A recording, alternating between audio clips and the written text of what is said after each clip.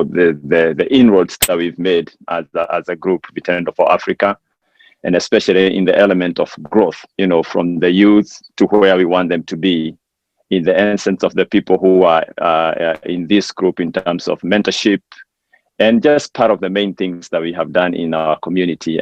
We take this very serious, and I'm sure most of you who have been with us in various meetings, these Momentum speakers, will concur with me that we take them very serious because of the products that we have seen and the results that we continue to see as Vitendo for Africa. Vitendo for Africa, for all of you who probably are not aware or who do not know, is an organization, not-for-profit organization, that is involved in various activities in the immigrant community to bring resources together for those of us who do not know how to get those resources, or probably do know how to get resources, but they don't know who they should be networked with so that they can get them. Most of these things are things that we qualify for or things that we can do, but we just don't know how to get started. So the Vitendo for Africa is the vehicle that was established under the leadership of Geoffrey Soyantet in collaboration with other members in the community, especially African community, to do that particular job. We have done a wonderful job, especially with the youth and women, in terms of the minority areas, to bring them across and also connect them with the resources that are available them here. Today is a wonderful day in terms of anybody who has lived here for a long time knows that Wednesday, the second week in America, especially every 4 years, is a wonderful day. It's the first day of transition, irrespective of who the president is. It's always a wonderful day. Therefore, I can say, in essence, this meeting is in the right day in terms of making the right steps in a beginning. It's a beginning in itself, especially in the country itself. So I believe it's also a beginning itself in the people that will be talking today. Well, buckle up, be ready. Because I can tell you this without a shadow of doubt, we have wonderful, wonderful speakers. These are people who have been recognized in the society and in the community in terms of how they've been preparing themselves into this event.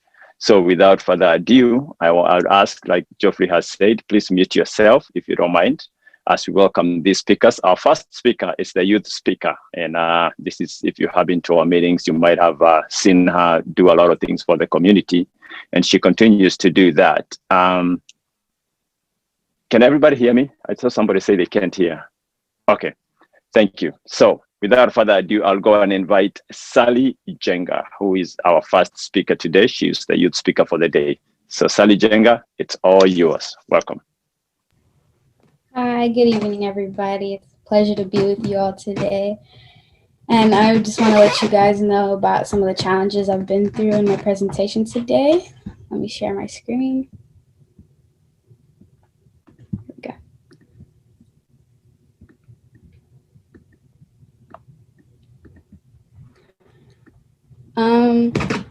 My name is Sally Njenga, and I'm 15 years old. I go to Hazelwood West High School, and I'm a 10th grader there. I often volunteer with Vitendo for Africa, and I'm currently leading a mission trip group that is planning to travel next year of July. All of these experiences and much more have got me to the place I am today, and I hope to tell you all about that today. This is my family, and they have been a crucial part of me overcoming the challenges that I faced as an immigrant in this country, especially my siblings who have faced the same things as me, and I hope that we can continue to help others around us. Life in school. Because I'm an immigrant and wasn't completely American, I always felt disconnected in school, but I found that having a supportive community and conducive environment for cultural differences really helped me feel like I belonged. I wasn't the same as everyone else around me, and I saw this as a disadvantage. When I began to see it as an advantage, I learned that it was better to be different than to be the same as everyone else around me. It was something that I've had trouble with, and I'm sure other immigrant students have trouble with as well. Another issue that we face is language barriers. I personally did not face a language barrier because I came here at a young age. However, I know a lot of people that did. In my school, they had ELL, which helped and changed immigrants' lives and helped them fit in better, because in school it's kind of hard when you're not speaking English as your first language. It's hard to fit in and make friends. I don't have experience in this personally, but I know from friends and family that it can be a very difficult thing that immigrant youth face, but can be overcome with ELL programs and other programs as such. I found that a supportive community also helped me feel welcomed in my school. We've began an ambassador program that provides a place for people like me who feel different. This ambassador program helps to welcome new students who are not familiar with the school in America, and makes them feel like a part of the community. We show them around and get them used to where they're going to have to adapt to. It's very good for immigrants because it's hard to go into a different environment and have to adapt. So this program has helped a lot and shows a lot of support in the community. In my school, there's a lot of diversity, so there's a conducive environment for cultural differences. There's annual events hosted to help us showcase our differences, and I found this to be a very, very crucial part of me feeling welcomed within my school and within my culture. I've been able to showcase everything that I've gone through and all the things that I love about my country in school, and I hope that everybody else can do this, even if it's not in a large scale. Even if you can do it to a couple friends, I would suggest letting people know about where you come from. It helps you and them be more comfortable and help you appreciate your place and your country. Of my school, there's a lot of diversity, so there's a lot of people from different backgrounds. Seeing people from different backgrounds is very important because it makes you feel like you're not alone. When you know that there's people facing the same challenges as you, it's easier to get through what you're getting through. These are pictures of the events that have been hosted at my school that have helped change and helps Americans and myself see more about my country and learn more about it and showcase it. And I really appreciate these programs for everything that they've done. It's been like half a decade. We've continuously showcased at my school what it is to be different, and it's a really good program, and I suggest you guys come when it opens back up. Staying connected. Because of growing up in America, it's been hard to stay connected to my culture. Working with Nintendo for Africa and visiting Kenya has helped me stay connected to my culture while also staying connected to my American culture.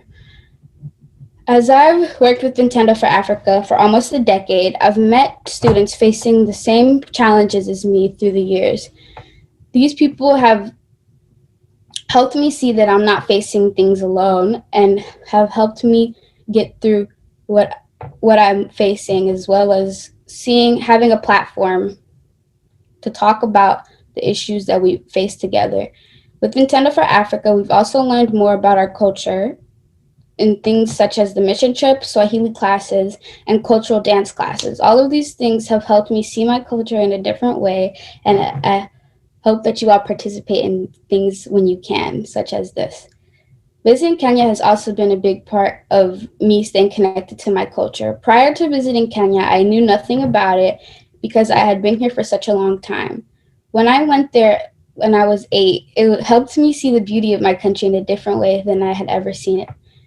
I only knew what I saw on TV, and I finally got to see the beauty and the love in my culture.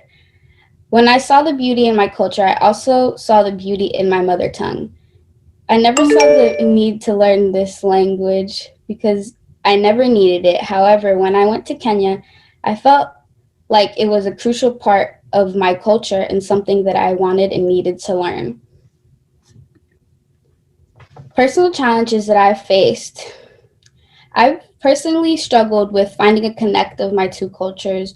Sometimes you can't really relate with the Kenyan side and you can't relate with the American side. So that's been really difficult for me. But finding a balance of the two has really helped me through the years. And I found that if you're able to do that, it's very ideal, because when you're not in touch with your Kenyan side, it's hard to interact with people and your family and people of your of your homeland. And it's the same with if you're American side, if you're not in touch with that side, it's hard to keep in touch with people who you're around constantly. Another issue I faced was parents not always understanding our issues. Because they grew up in such a different time and environment than us, they did not always see this, they did not always get where we were coming from. In some situations, your parents might have seen what you were going through as maybe less than, because they faced so much when they were growing up. Whatever we're going through doesn't seem as much as a challenge. However, with parent forums that my parents personally have done with Nintendo for Africa, they've been able to find common ground with me and understand that my issues are also valid. And I know that there were some children this summer complaining because of the pandemic that their parents weren't able to help them with their education. So we started a tutoring program to help that. And overall, like, our parents don't always understand our issues, but I find that both of us making an effort is the best way to overcome this challenge. These are pictures of the different things I've participated in over the last couple of years, and they've really helped me stay connected to my culture and learn more about Kenya, and even make friendships and connections that I would have never made without Nintendo for Africa. Challenges of being a teenage girl in America. Because I'm an immigrant woman of color, I sometimes felt like my voice was not heard, and I felt like I had to go above and beyond to be seen as equal. As I felt like my voice wasn't heard, I joined women empowerment programs and groups to help me feel like a part of the change. I wanted to help be part of the change, and joining these groups helped me do that. I also took public speaking opportunities so I could feel like my voice was being heard. I was no longer just a voice in the crowds, I was speaking to the crowds. Public speaking opportunities really helped me step out of my comfort zone and helped me obtain various leadership positions in the community. These programs and leadership opportunities have helped me become the person I am today, as I have overcome many challenges that I've faced feeling like my voice is not heard. I've always had to go above and beyond to be seen as equal in school and in the community as well, because I was an immigrant and a woman of color. People had ideas of me and they were set in their minds already. However, I found that if you do what is right and you live your truth, people's ideas of you will change based on your actions. So I would advise people and teenage girls going through the same things as I have to simply be yourself and not listen to people's opinions of you, to simply be you and do everything in your power to change their ideas of you. If you have any questions, please contact me, and thank you for listening. Thank you. Thank you very much, Sally Njenga. What a wonderful presentation. That's brilliant. I thought it was somebody defending their graduate thesis, only to realize it's one of our ambassadors who is a 10th grader. I know we have guests, especially from the Link partnership, and I will go ahead and recognize them after this second presentation. But the second presentation now will be coming from our main speaker. And again, thank you so much. I ask that you hold your questions until to the very end. I'll give everybody a chance to ask the question. And again, thank you so much, Sally Njenga. I'm now going to invite our main speaker, Arinola Solanke. This is a business owner. This is somebody who has had it all in terms of going through the inroads of running businesses in the United States, mentoring young girls. She's been through it all. And I think she's also another big puzzle in terms of Nintendo for Africa. We are blessed to have her as our main speaker today. So it's all yours. Hi, everyone. Hi. My name is Arinola Solanke, and I'm the founder of My Events Coordinator. Today, I'm going to be sharing with you some of my story and how I got to be where I am today. Part of that will be through a video presentation, and afterwards I would take questions.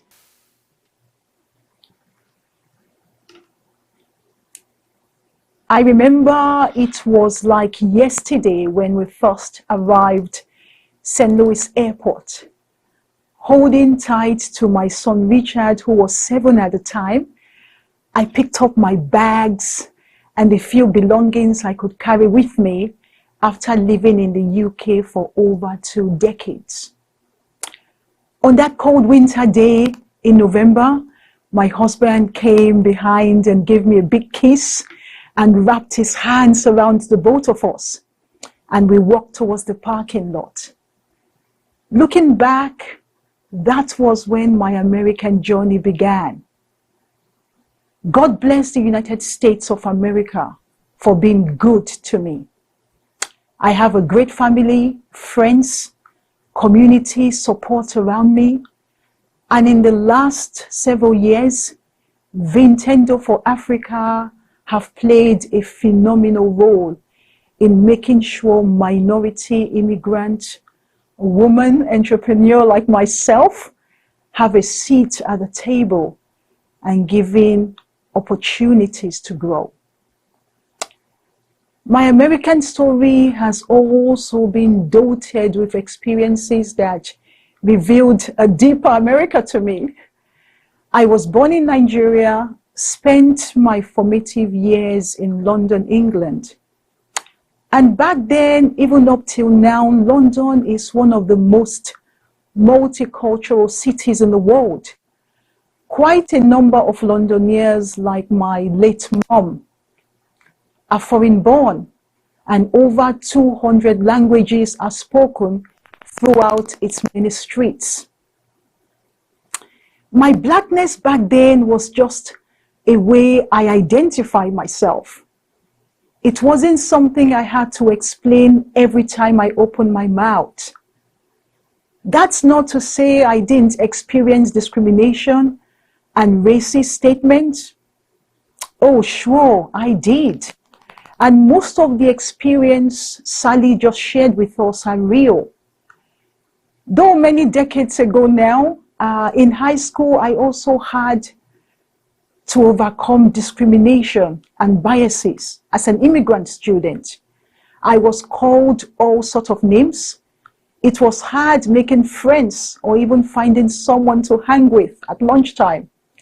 And my poor mom did not have a clue how to help me back then. It was hard, but I survived. And today I am thankful that immigrant parents have a place like Nintendo for Africa that they can go and get the help that they need and help them to navigate some of the challenges that our children are facing at schools. Now, living in St. Louis both challenged and deepened my understanding of my identity as a Black immigrant woman. I was new and I was excited to find a home here. I wanted so much to assimilate into the American culture, but only to some extent. Given some of my experiences, I at times worry if America will be quite that home for me. You know, sometimes I feel like each time I try to connect and settle in, there was always that disconnect. Many people will tell me I have an accent. Initially, I will return the compliment and tell them how much I like their accent too. But they will look at me almost offended, like, I don't. But growing up, I was taught every human being has an accent of some sort. So that was new. That was very new. Another thing I dreaded was simple questions like, where are you from? And you are African. Can you braid hair? You know, I'm sharing all this to help you understand my early experience and how I got here. The decision to start my events coordinator now party rentals, came from discernment. When I got to St. Louis, I saw a lot of immigrant professionals around me that were very successful. And their success stories drove me to want to experience the life of entrepreneurship as an immigrant woman, even though I knew of its challenges and triumphs. To help me prepare, I worked for almost a decade as an account administrator. During that time, I had my daughter and also completed my MBA. In some ways, working for a small business in that environment, you get to wear many different hats. Working as the account administrator, marketing assistant, corporate event planners, taking phone calls, opening mail, all these exposed you to a lot of aspects of the business and taught me back then a range of skills that I had and my MBA could not have given me. Also, I was lucky to work closely with the company leaders, and they also helped me understand really how business work.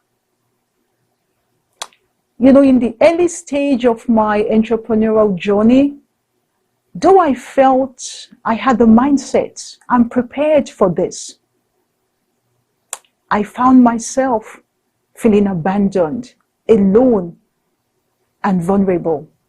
I didn't always know where to turn or where to go for help. I had no mentors. I knew very little about the power of networking. Additionally, minority immigrants and female entrepreneurs, we have our struggles.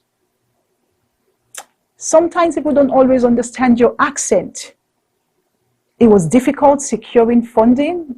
You have to fund your dreams yourself.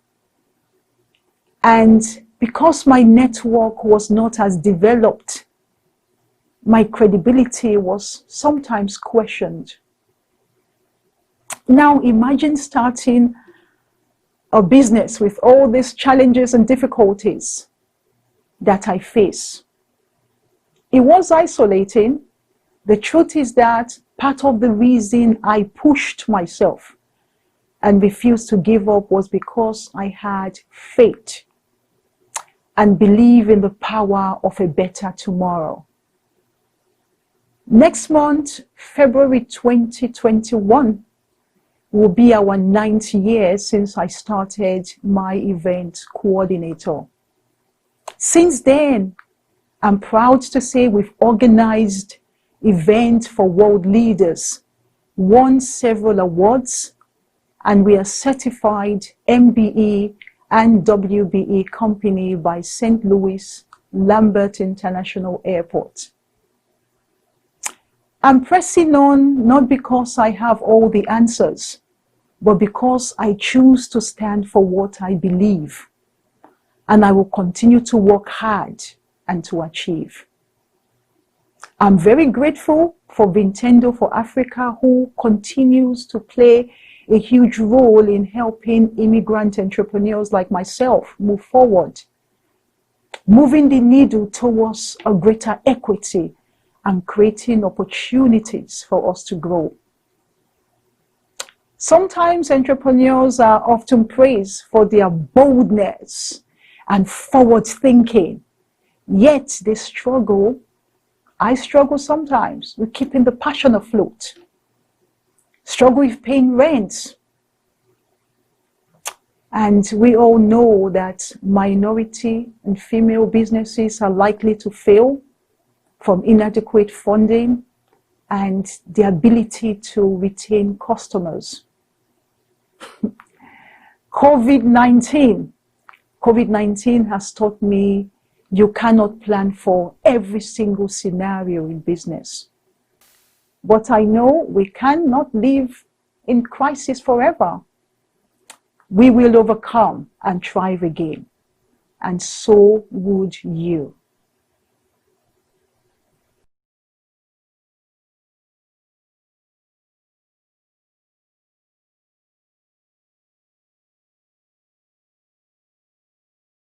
let me just say thank you so much for that presentation. I think from where I was sitting, I could not help but see that transition of Sally to you. And if anybody has watched or listened to those two presentations, then it's eminent that we have plethora of skills and knowledge and that are in our community. And all we need is the links and the network that can transition them into the next Amazon and other big organizations that we have in our community. This is one area that you can for sure tap all kinds of talent in our community. And thank you for our great speakers that we had today. I will go ahead and invite Geoffrey briefly before I move you to Q&A, and I'll guide you in terms of the Q&A. Because I know we have speakers who had another commitment at about 7. So I'll invite Geoffrey, who is also our president and the founder of Vitendo for Africa, so that he can invite the guests that we have from Links Inc. Archway from Missouri. Those are one of our guests that we have today that are blessed to be part of our speakers to hear the good things that we had from today. So Geoffrey, if you don't mind, if you would go ahead and invite the speakers that we have today, the guests that we have today. Thank you for that. I'll let us Gladwell to do that part. Gladwell.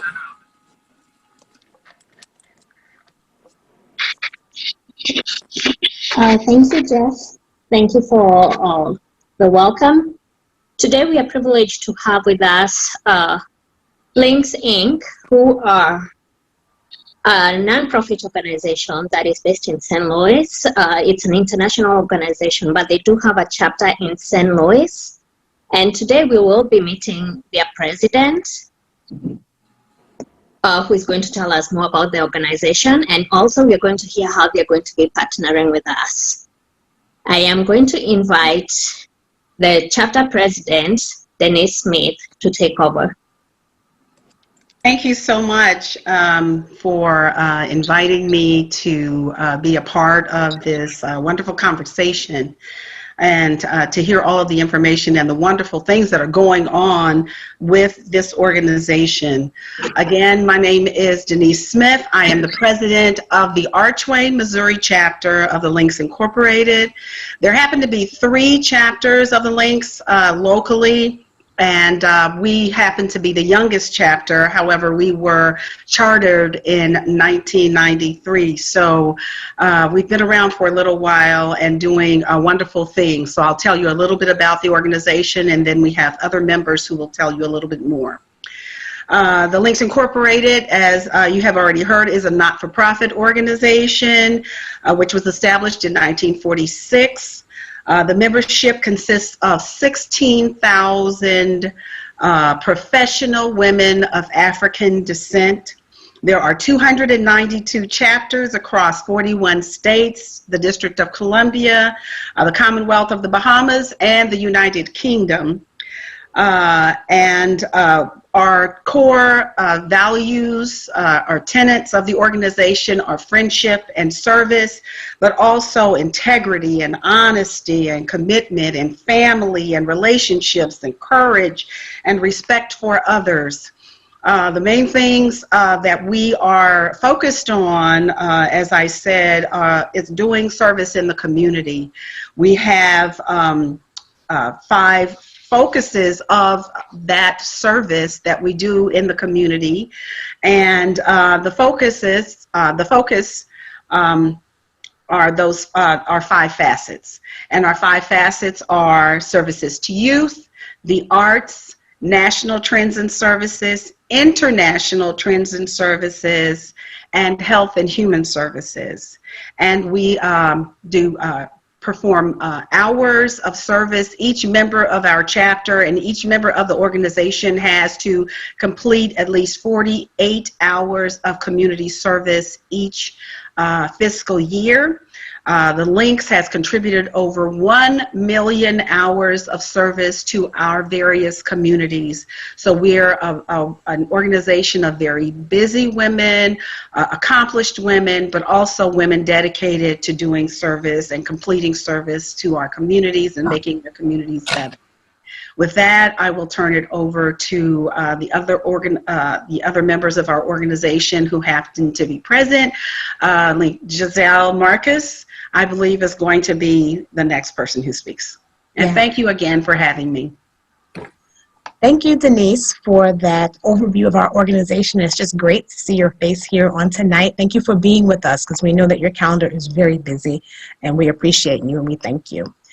So what I'm going to share is just an extension of what Denise was sharing with you in regard to our organization, the Links Incorporated. And we were just very ecstatic to come into contact with Vitendo for Africa by way of Betsy Cohen, who is the executive director for an organization here in town that provides services to immigrants from all over the world. And she was kind enough to actually introduce me to Jeffrey and to this organization. And given the areas of focus that Denise just shared, we have a committee that's called International Trends and Services, and myself and Nanette Baker, who is also on the call, we are the chairwomen for the International Trends and Services committee. And as a result of that, we've had some preliminary discussions with Jeffrey and other members of Vitendo for Africa in regard to how we can partner together. And from the beginning, with the introduction of Vitendo and with Denise introducing us, there clearly are areas where both of our organizations intersect, in terms of providing services for youth, in terms of also focusing on women, because we are women, right?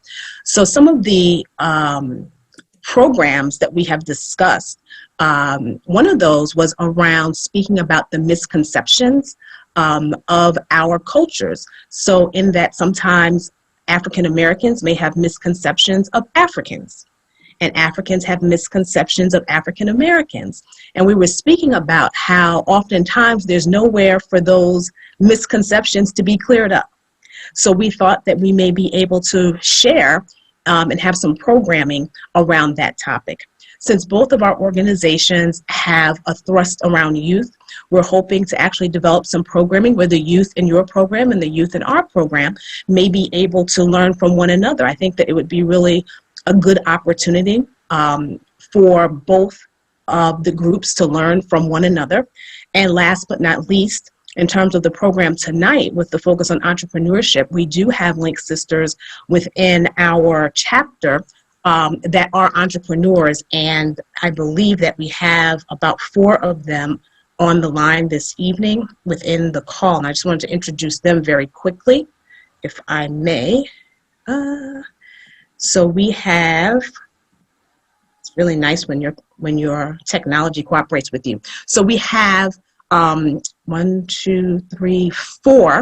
entrepreneurs that are in our chapter, and they are either current entrepreneurs or past entrepreneurs, and we thought that they could be very helpful because it's my understanding that a number of your members are entrepreneurs, and that is the area that they focus on, and we would be able to assist in terms of enhancing what they're doing with their business, maybe provide additional resources that they may not know about. So we have Eleanor Hancock with us. She is a past owner of a pediatrician practice. We also have Lori Johnson. She's the owner of Caring Heart LLC, which is a home healthcare agency. We also have Kathleen Smith, who's the owner of Couture of the Chocolate Pear. She is the Couture chocolatier for that organization that she owns. And we also have Tammy Taylor, who's the owner of a technology and analytics firm. So we wanted to bring with us this evening some of the ladies within our organization that are pertinent to the subject that you're speaking of on this evening. So we're hoping that with the Q&A, if there are other questions around resources, that we may be able to help. And already I wanted to share with the keynote speaker that since she does have a events business, I would like to introduce her to a woman, a female African-American woman that has a similar business that's called Personal Touches by Janetta. I think that there would probably be some good networking between the two of them. I also heard her talk about networking and the importance of it, and I can understand how, and I should say this, I've actually visited 11 countries in Africa, So it's one of my favorite continents to visit. So I can understand how networking here in the United States may be a mystery, because it is somewhat different possibly from how it's done in your country.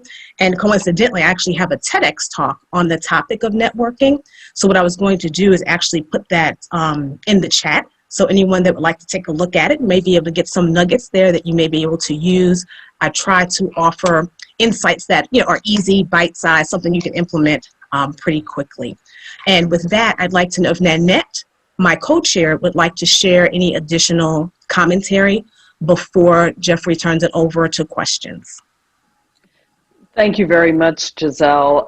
It is a pleasure to be here. I am the co-chair with Giselle of the International Trends and Services Facet. I've really enjoyed this programming tonight. Hearing from both of the speakers has been really enlightening, and I think that we have some opportunities for partnership, and I look forward to partnering with Vitendo in various ways. I think we do have a lot of ways that we can be beneficial for each other. I know we have a lot going on tonight, so I'm not going to keep you any longer, but it's nice to meet everyone. Thank you, ladies. It is a pleasure to have you. We look forward to working with you. We are very excited to see how we can partner as women. I think this is a time for women to grow. No offense on the men's side, but once you empower women, the whole nation grows. So thank you so much and welcome to Vitendo. Over to you, Sebastian. Brilliant. Thank you, thank you, thank you. Awesome. That was a wonderful presentation. I had, Denise is wonderful. I've had her speak in a few places that I've been, and I think it's a great addition to our group. I had her say busy, accomplished, professional women. And that's a pretty definition of the kind of women that we have in our community in Africa. I thought you were pretty much describing what we have in our society. So I think they fit in very well with the fabric that you have in terms of organization, and they'll benefit heavily to this. I'm sure all of you have heard a word being thrown in there, Betty Cohen, and I think she's, if you talk about, I like to describe her as the network. That's the other name that I give her. If you really want to know something, what's going on, or you want to be linked up to something, please, please, please. You always have to make sure that Betty Cohen knows you. I want to give you a minute just to say hi so that people can know who you are, and they can also know why we call you the network in Missouri. Okay.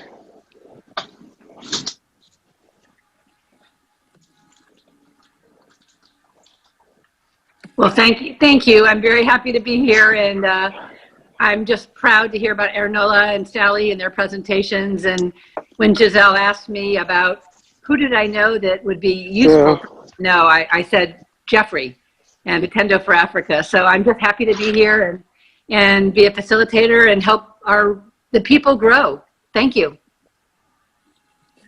Thank you, Betty. That's a wonderful job you've done in terms of connecting us with all these organizations. And we also know that we are also helpful to other organizations that get to know us. We also have some resources that I'm sure other organizations do consume for the betterment of, becoming better communities or just making their communities better than what they are. And we will continue to offer that as an organization. At this point now, I'm going to open a Q&A. If you have a question, just raise up your hand or just let me know and I will call you if you have a question to either any of the speakers that are here today, or you have a question to our guest too. So just let me know and I'll go ahead and call upon you to shoot up your question. Welcome. If you have a question, just raise up your hand or just say, I'm ready, and I'll let you speak.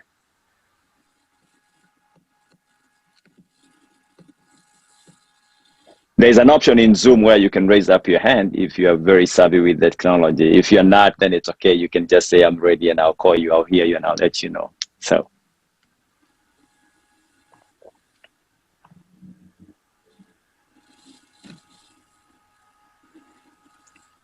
If you have a question to our organization, we'll be more than happy to take the question too. So. I have a question. Wide. Yep. Go ahead. Please tell us your name and go ahead with your question. Thank you, Jeffrey. You're a great guy. And my name is John Loom.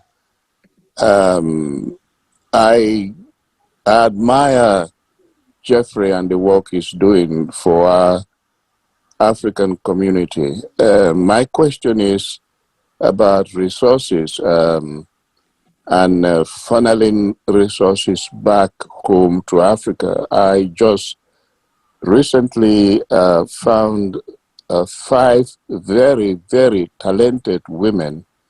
And Jeffrey and you, brother, would know that one of the great dilemma we have here, we in the West, especially in America, is that our people back home think we are loaded with money here, and they don't know we are struggling. So I like to enhance and to empower that group of women in business.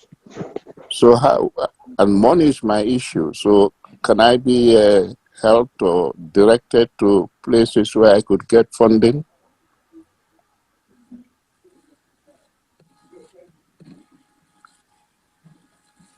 I'm always very quick. I'll go ahead and give this to anybody who might have, I guess most of the answers they had were for women today, but I'm sure they have something for us today. You know, it's always good when you put men into this equation, you tend to go very far too. So if somebody has an answer for them or Geoffrey, I think we'll be more than happy to answer that. I have a response. I don't necessarily know, and maybe Betsy could help me with this. Through our Links organization, one of our members has a connection to a gentleman, and maybe you all know him, and I did not write down his name, but he works for the Small Business Administration, and he provides assistance to businesses in terms of them growing, you know, finding the resources that they need. Now, I don't know if they specifically just help with funding, but I know they do assist with helping to position your company for success. And maybe, if it's okay with Jeffrey, at another session, potentially we could invite that gentleman to a meeting with entrepreneurs here, and you can maybe understand the services that are offered. So I'd like to ask Betsy if she knows of the types of services that the SBA does provide. She may have more detail than I. I think there are a number, and it's both where I work at the St. Louis Partnership. We have people who work with small businesses and know who to recommend for whether it's an SBA loan, whether it's a micro loan, whether it's something that Justine Peterson or the International Institute that have money from a CDFI. So I think it's going to trusted people that will make sure that you're going to the right resources and not someone that is going to misuse your trust. And that's something that Jeffrey can help direct you to with me, to someone who can give some answers depending on the nature of the business, where you are in the process, what is the need for funds and your ability, the timing for paying it back. So we know the places to go, but it's a matter of having those relationships that can hear what your need is and then direct you to the right people. Okay, Jeff, you would help me. I'll connect with you, okay? Yeah, we can have a conversation about that. And I think the other thing that I'm thinking when talk about projects in Africa, I think we can try to explore USAID, and I see also MasterCard, they have some programs, because I think mostly the funding you can get funding for local, but I think when you're doing something outside the country, that one, right, we have to go through USAID or other organizations that are, and we can try to work out something about that. Yeah, no, I think you're right. I mean, if the funding is for a business outside the country, you have to look at other sources, whether it's Kiva or other loans, but not from any of the local resources. Will not make loans outside the area. Yeah, thank you, Betsy. All right, thank you. Thank you so much for that answer. I see a question here for Arinola, and I think it's a two-pronged question. One is the difference, or how you have seen the difference in terms of running business here in United States, based how you've seen business here and in Africa. And the second part is the challenges that you have seen in running business here as opposed to Africa. I think there was another question for you here that is a two-prong. Let me see what it says here. It says, what strategies have you used to brand and market your business to be successful? I think that's a question that, that can also be extended to our guests too, but it was initially posed for Arinola. Thank you to ask that. Can you hear me clearly? Yes. Yes. Okay. Well, thank you for that question. Nigeria versus the United States of America. Back in Nigeria, I think a lot of what goes on there and how people get positions is through who you know. For example, if you have an uncle that's a managing director of a bank, you approach him or approach someone he knows to talk to him, submit your resume. If that relationship is strong, there's likely chance that you will get the job. I've known people to have studied zoology, for an example, and they end up working for a bank. And at times I wonder, where's the connection? Here in the United States, I have to learn it. I'm still learning it, but networking is an essential part of a job search. When you network, you are finding out opportunities that you probably would not have found out by yourself. Talking to people, asking them if they're opening where they work. Do you know someone who needs my services? And those are the two main differences I think separates Africa to the United States. If I've answered your question. Thank you. It was just a question posed, and I'm sure the person who posted, seeing they have no follow-up, they might make a follow-up to that. But I think if they do, I'll let you know. Okay. I see another question here, and this goes to Sally. Sally, and the question is asking, how do you think such events benefit you towards becoming a student and also a future entrepreneur, a better student and also a future entrepreneur? I think that question is for Sally.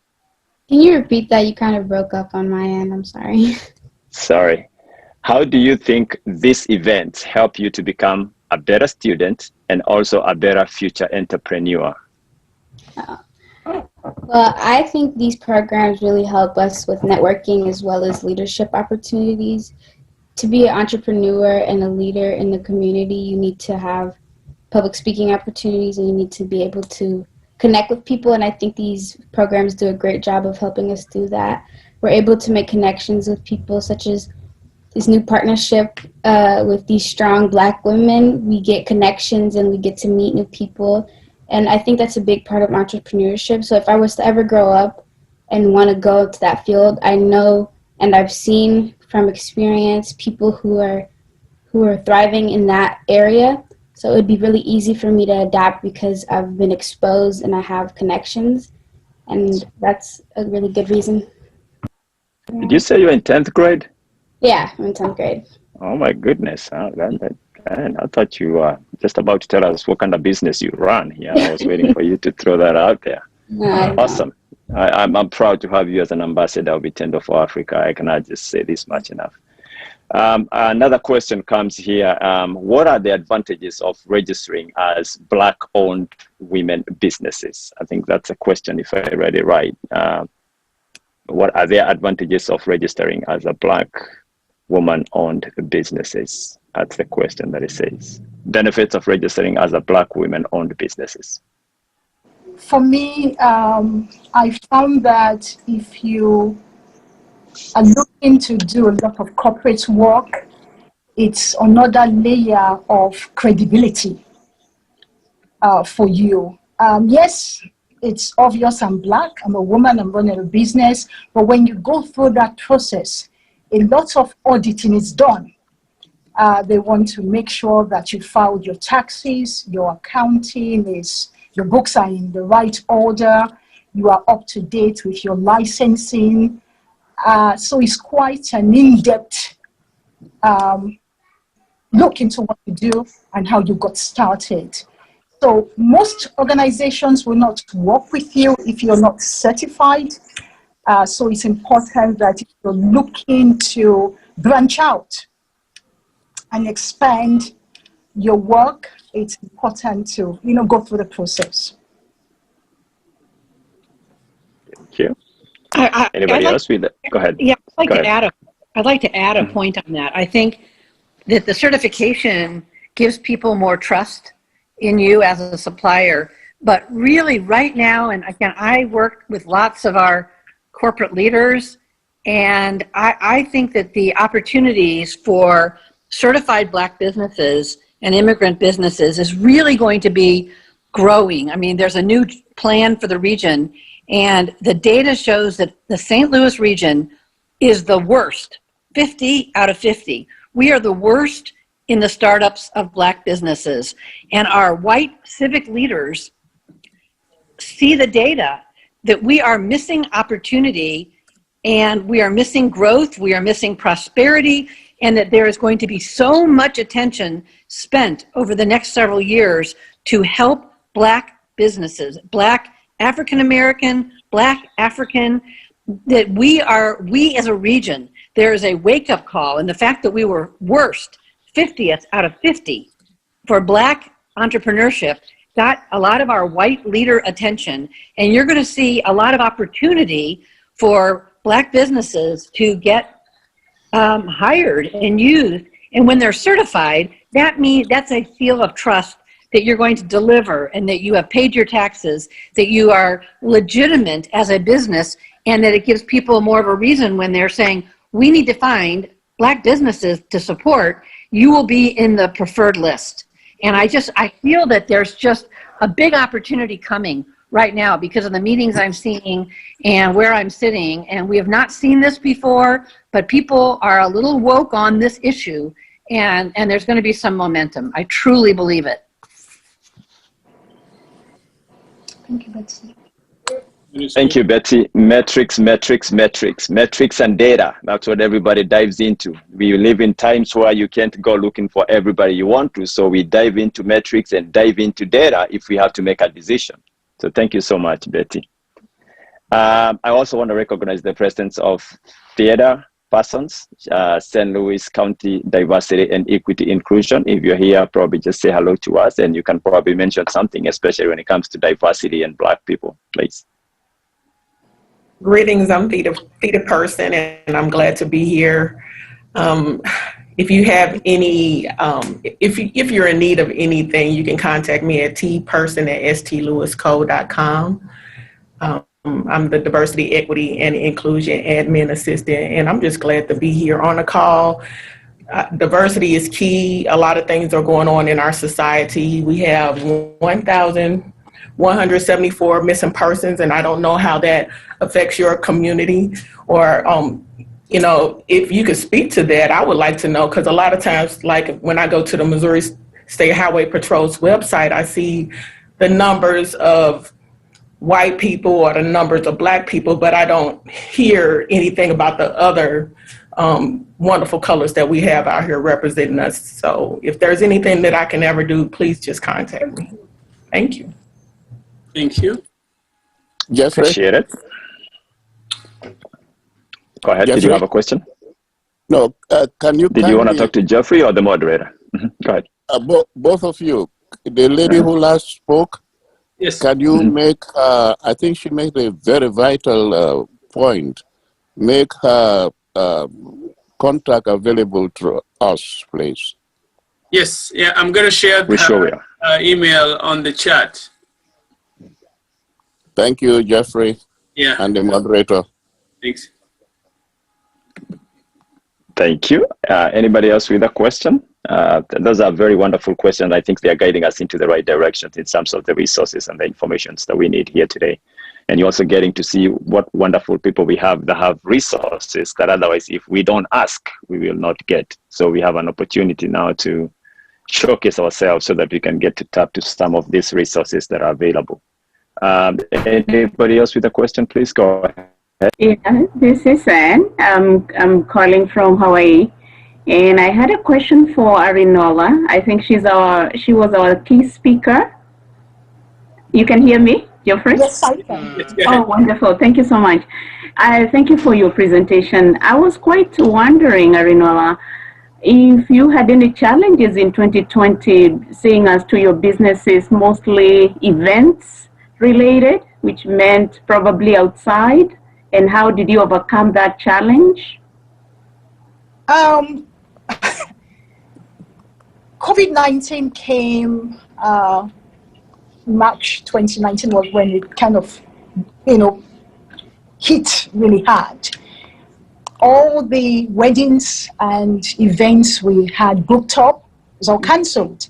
It was hard because at that point we've already gone ahead and incurred some expenses to prepare.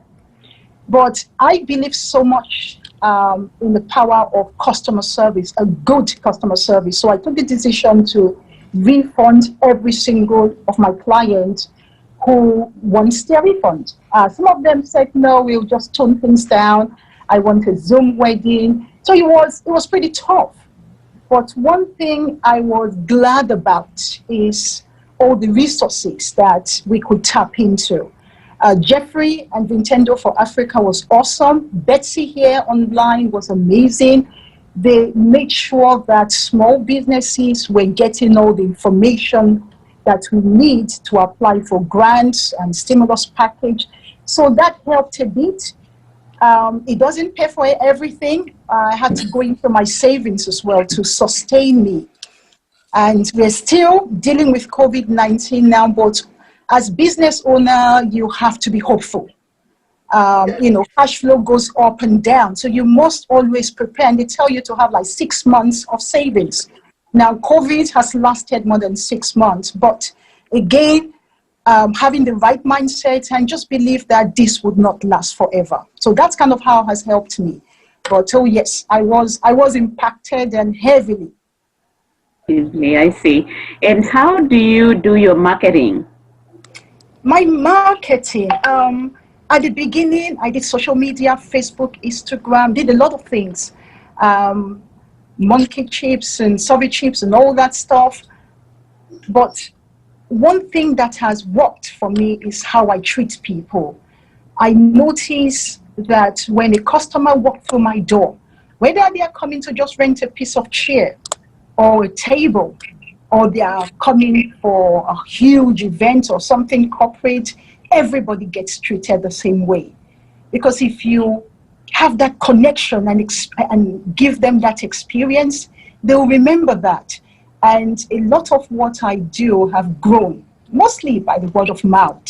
People saying to me, oh, I saw you someplace, can you? Oh, I'm referring you to X, Y, and Z. So that has really worked a lot for us. But it's important as a small business, you advertise your business. Go on social media, those create visibility that we need and help us to connect with people who may not know we exist. Thank you so much. I'll invite Joshua Muya. Go ahead with your question. Thank you so much, Arinola and Sari. Actually, mine is not like a question, but it's just a comment. And I'm just giving a perspective of, I travel a lot around the United States, many cities, and I've also lived in St. Louis for quite a while. So I think I've visited every part of St. Louis, north side, suburbs, and everywhere. And something that I wonder, especially, and this is probably maybe as the African migrant community, is because I think we are one of the groups that's fast growing in the United States. And I think in terms of education, I think we have more degrees than any other population. But the way I feel is that I feel like our mobility in taking up the jobs and the businesses is sort of limited. And I'm not sure what's going on. I don't know whether it's us or are not pursuing the opportunities, but I think as a community we need to look into that issue, and especially now, especially with the Vitunda for Africa, I think they have done a very good job for the last 4 or 5 years, and they have been able to link some contacts in the city and the government and everywhere. And I'm very excited because actually, even today, this group, the Links Incorporated. I think they have a very good programs. So I think I don't know whether we are still isolated or we are not seeing the opportunities, but I think we need to think deeper in terms of how can we access seed opportunities and then be part of the large society, because I think we're not still there. We invest a lot in education. I think the most educated lot in the United States, but in terms of the jobs, businesses, we are lagging behind. That's what I feel. Thank you, Joshua. That's quite a brilliant observation. It's when you call such observations, it's when you're able to open up the eyes and for people to know what area to tap into. And thank you for that observation. You've always been an asset to Vitendo for Africa, and thank you for that. If you have an established business, here in St. Louis, and you'd like to tap into the PP loan, you can always see Marcus. Get in touch with us. We'll link you up with her, and she can link you up with Enterprise Bank, so you can benefit also to this PPP loan. That's if you have the word is established business. It's not I'm planning to open a business, established business, and you can benefit to this PPP loan. So get in touch with us. We'll give you that contact in terms of the link to the Enterprise Bank. I'm waiting to see the next person who has a question. You have a question? Go ahead, Sally Njenga. I have a question for the people representing Links here today. What are the opportunities that you guys have for youth, and how could we get more information on that if you do have opportunities? Marcus. So one opportunity that would be very easy for us to share for high school students. We actually have the national organization has a scholarship information. So what I can do, make sure that Jeffrey has the link and can share it with you. So that's actually one thing that we do nationally. Locally, we do a lot of work with Marion Middle School in terms of mentoring and other programming. So that's something else that we do with services to youth. And I would just call upon some of my other members of the Links Incorporated to share some of the other services of our Services to Youth Thrust. Brilliant. We will get that information, and once we get that information, we will definitely share it with the people who are interested. Anybody else with a question? Thank you. Thank you so much, Marcus. And go ahead. Go ahead. Okay, I have a question for the Links Incorporated entrepreneurs, especially for Dr. Hancock and Ms. Johnson. I wanted to know how your experience with building a healthcare practice in St. Louis, especially the advice in building a business in healthcare was. I'm sorry, sweetie, I didn't understand your question. Yeah, what is one thing that really helped you build your healthcare practice, or what's one advice that you would give to someone looking to build a healthcare practice in the future? Well, I'm a physician, so first you got to go to medical school and get your degree, and then of course do your residency training and all that extra stuff that you have to do to get qualified to start working, pass all your tests. And then what I did, I had just started working at different spots, different places, different clinics, until I decided I was ready to go into private practice. And I learned from all those spots. Not only did I learn what I need to do, what I did not want to do, or how I did not want my office to be run. And so what I ended up doing was hooking up with one of the hospitals who actually set me in private practice, set me up for private practice. So they basically made me their employee for 3 years. And then at the end of 3 years, so I really didn't lose any money doing it. I didn't take out any loans or anything at that point, but it helped me build my practice up. And after 3 years, you pretty much got your business almost where you want it. And so I bought my practice back from them. I bought the practice from them, so that was a big help. But after I did all that, I still had to take out a loan to just get my practice started. But at least I had my my clientele in place at that point. So, I mean, that's what I did to get started. And I don't know what else what else you want me to tell you? What else you need? So, how would you compare your experience working for yourself as a physician versus working in a hospital? Yeah, I think nowadays that's what everybody's pushing, to work for the hospital. Working for myself was wonderful because I didn't have to take any orders from anybody. I did sell my practice eventually after 27 years. I sold my practice to SSM and worked for them for 3 years, and they didn't know what they were doing. You know, quite frankly, they were not. Every time I told them something, I think they got mad. So. Because how dare I be smarter than them? And they don't even practice medicine. You know what I'm saying? So I think working for yourself, you just get that thrill. But then in order to make life and, for life reasons, you might have to work for somebody else. And as long as you're getting that respect, that's very important, then it shouldn't be a problem. Okay. I think there's a question in the chat from Janet for you that says, what jobs would you recommend for someone who wants to do surgery/medicine, but does not always want to be at the hospital working and on call? Well, when you're doing your residency training, you got to do all that, all of the above. I can't imagine you just going straight from medical school and forgetting about your residency training. I don't know what kind of doctor you would be at that point, because you need that experience. You know what I'm saying? And so, and that's like, if you're like, for me going into, when I finished and got my medical degree, and I'm considered a doctor, but I had no doctor experience outside of being a student.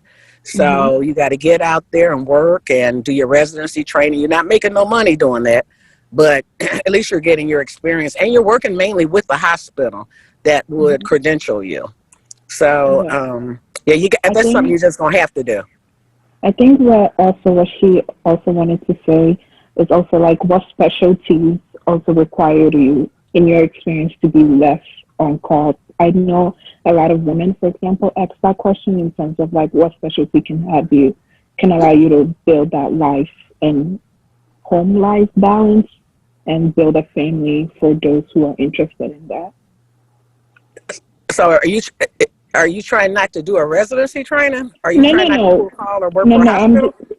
No, I think I'm just speculating on based on the question that she asked, that what specialty requires you after your residency, of course, what specialty would you be less involved in will allow you to have a work-life balance? For example, I know that some surgeons are really on call all the time and can be a really demanding specialty. Well, it depends on, it kind of depends on what your specialty is. Because yes, you're right. OB doctors, they're probably, when they're doing OB, they're definitely, they do OB-GYN. GYN is more office work, and there might be some surgery there involved in that. But, you never can tell anybody what time of day or night to have their baby.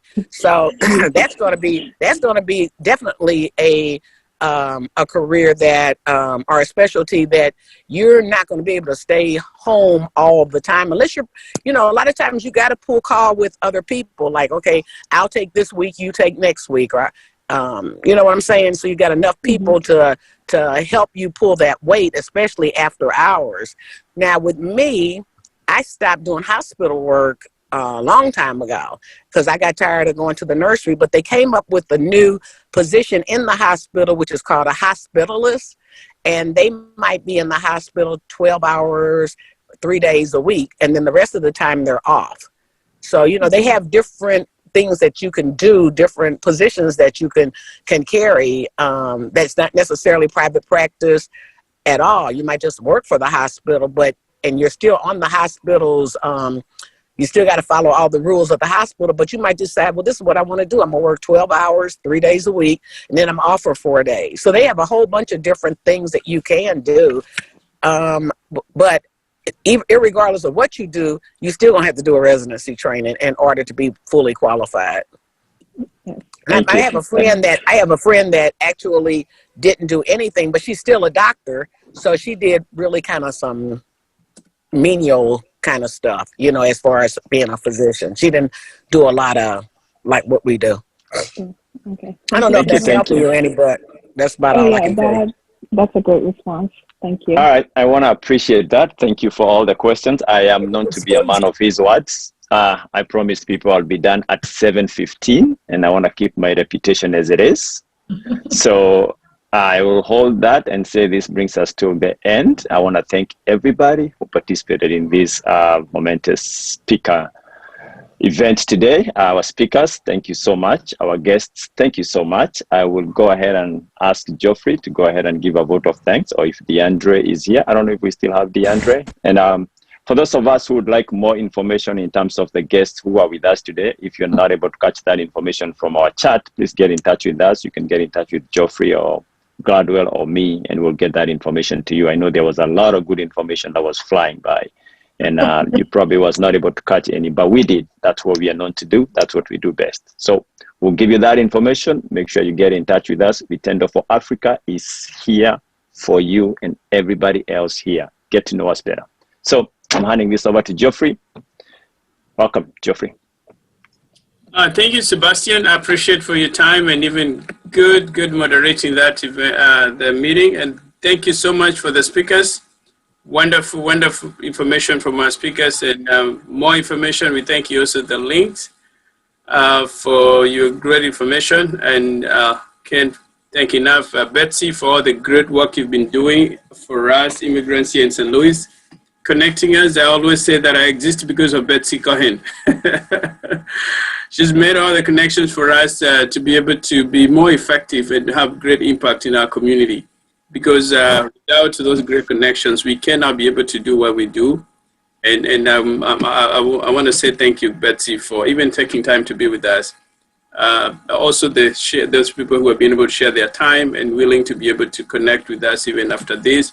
I think the purpose of the event is for us to share with you information. And then after the information you get from here, you can be able to utilize from onwards from there. I think we mentioned here also on the link, there is African Chamber of Commerce, which is also a great resource that you can also be able to make use of it.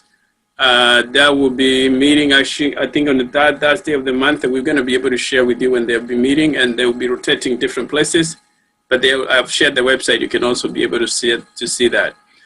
In addition to that, we have an event that we're planning together with African Chamber of Commerce, which is also great connections with Midwest Bank. They're coming out to be a great partner also. When we talk about resources, I heard everybody talking about resources. I think they will be with us on February 12th. So we'll be sharing the link for you. And if you have any business, you have business ideas, that would be a great resource for them to attend. Then on February the 22nd, we have a mentorship forum. So if you are any youth between the age of 12 all the way to 20, it would be great if you can be able to join us. We have great speakers that will be talking about personal branding. And she's all the way from Texas, and she should be sharing from her personal experience. So we hope that you'll be able to keep those dates in mind. And as Sebastian said, because of time, we want to say thank you and be sensitive to everybody. Thank you for your time. The information you got it today, make sure you make use of it. And I look forward to get more information and great resources that we'll be able to put together for our young people, our women in our community through the great partnership now we have with the links and also other partners that we have established over time. Other than that, wishing you all the best and have a nice weekend. Thank you, everybody. Thank you. Have a good evening. Thank you. Good night. Thank you. Bye.